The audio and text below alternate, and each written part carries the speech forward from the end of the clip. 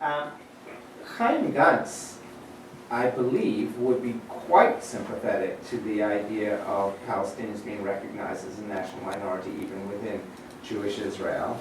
And last week also, he was mentioned by the anti-statist Zionists, cultural Zionists, as a hero of what we're looking for. But Gantz considers himself a Zionist. I think, he calls his book a just Zionism. I believe his version of Zionism would incorporate what Tony was suggesting.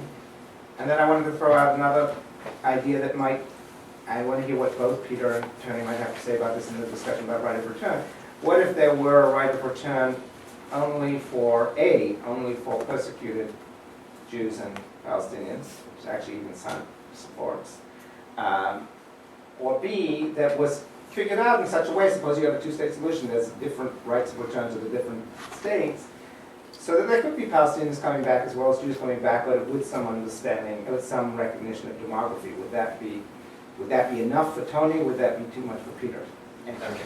But on the question of right of return, which is obviously a major issue that's confronted in all of this, and your proposal that maybe have a law of return which would be for persecuted Jews and Palestinians. Well, that's maybe a practical way forward, but I think it's very difficult to talk about right of return in kind of isolation, because obviously, it's not just a technical thing. Right of return, yeah, okay, how do we solve it? This, that, and the other. I mean, the whole business about right of return is linked to the Palestinians' very, very deeply held feeling of the injustice that was done to them in 1948, and their feeling about the Nakba and how that has determined the character and who they are. And this is not something for them which just happened and it's gone away. This is something, if you talk to Palestinians, that they feel is ongoing. It's still happening to them, right? That is the way they see it, and I think we have to respect. So therefore, to try and sort of not suggesting this is what you meant, but to try and look at it almost as a kind of a technical thing, bringing it to the state and changing the law as if that will be enough. I think it can't be addressed that way. It has to be addressed on the basis of the fundamental question of right of return, the fundamental issue of recognizing the Nakba, and what that means in terms of Israel's responsibility and what it's going to do to make reparations for that. I think there's room for accommodation here. This notion that if right of return was, if Israel agreed to right of return, hundreds and hundreds of thousands of Palestinians would become flood back and take their hands. It's just simply not going to happen. I mean, it's just a little story, but one of the prominent Palestinian figures at the moment, Hussam Zomlot, one of the spokesmen for the PA, I think, or for Abbas, his parents live in Notting Hill in London. They're refugees, right? They were forced out and everything. And they think about Palestine all the time. They talk about Palestine all the time. But they talk about wanting Israel to acknowledge what it did and to apologize and so on. And he says, if Israel did that, my parents are not going to get out from Notting Hill, go back to Palestine. They just want the truth to be told, and they want their experience to be recognized and an apology. And if that was done, that would be enough. I'm not saying every Palestinian would be like that, but I think there is a very strong feeling that that is going to be the kind of attitude which is probably going to determine what happens if you get to a position where you talk about right of return. Then, once you talk about that, then I think questions of law of return and what you do about who comes and who goes where becomes a different kind of matter and an easier question. But I think that one of the challenges that I see,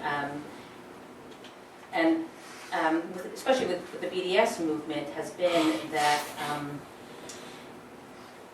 bringing Jews and Palestinians together to promote these kinds of changes has been seen by some of the Palestinian community, and it's been said to me in some of the Palestinian NGOs that I have been in conversation with, that this is a normalization of the occupation. And there seems to be a move to distance themselves from Jews and from Israeli Jews and American Jews as well, if we just want to work together, because somehow it's going to give this veneer that now we have done what we need to do and we can pat ourselves on the back, and the Palestinians are finding themselves in the same situation. So I really want you to respond to this idea of what does it mean to work together under this cloud of this idea of normalization, and what does it really mean to bring pressure to bear that would be significant in any kind of way? And I think that's linked up with your point about normalization, because again, my sense is that I mean I have great sympathy for the Palestinians and their question. I don't think it, by the way, it does apply with BDS. I think, for example,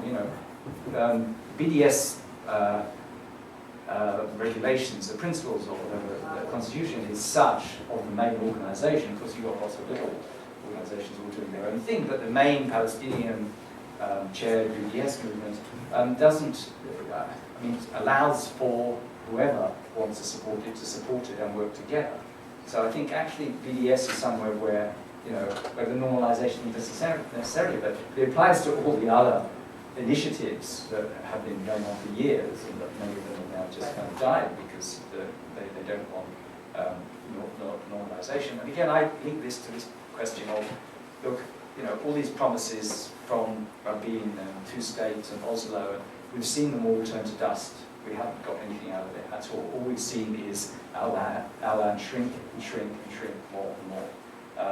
And so they are, digging their heels in and going back to basics, as I put it, and saying, look, unless and until people recognise our rights to self-determination, our rights to the land, our national rights, and our history, and this becomes, you can't, in Palestinian schools in Israel, you cannot commemorate the Nakba. So while we're still in that kind of situation, I think normalization is always going to be very difficult. But then he sort of lost you because he wasn't facing reality. I felt the same way when you talked about the fact that the settlements, we could just take down the settlements. I was like, have you been to Israel and seen what the reality is in the political situation there? I mean, the elections will show us what the reality is there right now, but I feel like I love living in that naive place, but I get scared that we get stuck in the place of nostalgia of sort of where Zionism was in the early 1970s, where it was feel-good Zionism and singing good Shlomo Artzi songs. But we can't live, like the dangers of nostalgia is that we don't look at the reality on the ground. And so whatever question is in there. Look, there's no way of really proving or disproving the claim that, dismantling, let's say, getting 100,000 Jews to move back across the Green Line is possible or not possible, right? I mean, you can't, we can't really prove that proposition where, one or the other. I can say, well, they managed to do 9,000, and someone will say, yeah, there was only 9,000. The population of the settler population overall actually increased 2005, the year that they got rid of the 9,000. And someone will say, but those 9,000 were really radical, remember, the Gaza. I think we can say most of those 100,000 are not that ideological. So you could pay them off, right? You bought out their home. You managed to give them some assurance that they would be able to have a decent. Now, how difficult is that? That would take a lot of will. Israel, you would take a lot of effort. But is there enough money in the world Jewish community to do that? Absolutely, there is enough money. So you would be dealing with a smaller number of hardcore people. Would military units hold together in a situation of conflict with that population? There's obviously a lot of concern about rising kind of settler and kind of kibbutz shuga influence in certain elements of the Israeli military, but I would tend to believe that that the Israeli military is a powerful, strong institution, and that the critical backing that the extremist right would need from the center right would actually ultimately be really, really damaged. And I'm influenced by the Israelis who I talk to. I mean, I tend to be influenced by people who I feel like are kind of very left-wing two-staters, who I think actually, people like someone like Yehuda Shaul, or, who actually knows these people pretty well, and so that's but we can't know until we get to that point, right? I mean, and also we don't know what the contours of the deal would be. I mean, What settlements would you actually have to dismantle? How much of Ariel would you have to dismantle Ariel? Would you cut Ariel in half? Would you keep, would you have all of Gush Etzion but not Efrat? I mean, these are, but I guess where I resist is people who simply say it's absolutely impossible because they have a university now in Ariel. Large numbers of people, a lot of, I would hope, God willing, will never get to this, but, how many people left Algeria in a very, very short period of time when under extreme political pressure, right? People move when they under certain circumstances. I certainly hope it doesn't get there, but I think faced with the pressure of an Israeli state that really wanted to move, I think with a barrel of a gun, I think even most of those extremists would leave. Finally, on the question of just a word about the dismantling of the settlements, I think Peter is right to try and paint a scenario where, well, where if you think about it, it could be possible to pay off this one, pay off that one, and start here, start there. But I mean, it seems to me that it doesn't. You've got to take into a couple of contextual things. One is the nature of the Israeli army today, which has changed very much. When I was in the army, Israeli army in 1971, and because it's so much more religiously dominated, the officer. Then the officer class, well, it changed. It wasn't all kibbutzniks, but it was mostly kibbutznik. Now it's mostly very Orthodox Jews. Right? So I think that there's a different issue here. Probably even if they were ordered to do something by a government, would they do it? That's an issue. And then you've got to get the government to come into power to do the ordering. And I think it's very, very difficult to see. One can never say no. One doesn't say, but look at the constellation of powers and parties that there are at the moment. How would you ever get a coalition together which would ever go down this route of saying, okay, we're going to dismantle us? There would always be someone, the lowest common denominator has a lot of power in a coalition, puts their foot down and says, no, I won't allow this, and it won't happen. So, okay, maybe possible in theory, I think, in practice, it's very, very, very doubtful. On the question of what we could do now, I'm not suggesting that we just sit back and wait for things to change on the ground. I think that there's a lot of kind of pressure that even people, even liberal Zionists can support. But I also think that the long term, I think a group like J Street and what it's trying to do can't on its own do enough. I think it can't be the kind of the prime mover, but I think it can create a political space so that once the constellation has changed, then actually an American president may never want to wade into this until they have to. But the question is, but they may also find a situation that at one point they have to, because things are just going to shit on the ground so dramatically that they have to actually get involved. And then I think they can play a role in creating what the political environment is and what the constellation of possibilities are of what you can do. And I think JCP is making progress in that regard. I mean, I think if you look at where they are now compared to where they were in 2009, they have much stronger relationships with important mainstream Democratic members of Congress, people like Dianne Feinstein, for instance, who than they did back in 2009 when they were not able to give the Obama administration a lot of political cover in that initial fight over settlements.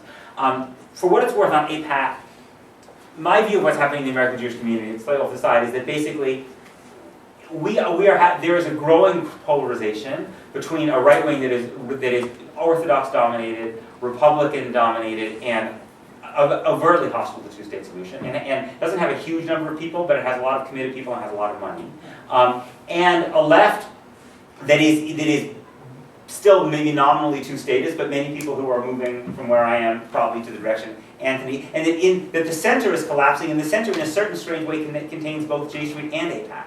So I think J Street's challenges from JVP on its left, in forms of direct action in a post-peace process world, but I think AIPAC is facing a very, very significant challenge on its right. I think in the coming years it's harder and harder for AIPAC to maintain its liberal Democrats who are liberal on everything besides Israel. The cultural transformation that's happening in an organization like AIPAC with more and more influence from Orthodox Jews and evangelical Jews who are in the Republican Party now is making it harder and harder, I think. And so I think, in a way, I might even say in a strange way, although I'm certainly a critic of AIPAC, in the year to come, I'm not sure AIPAC itself is going to be the problem as much.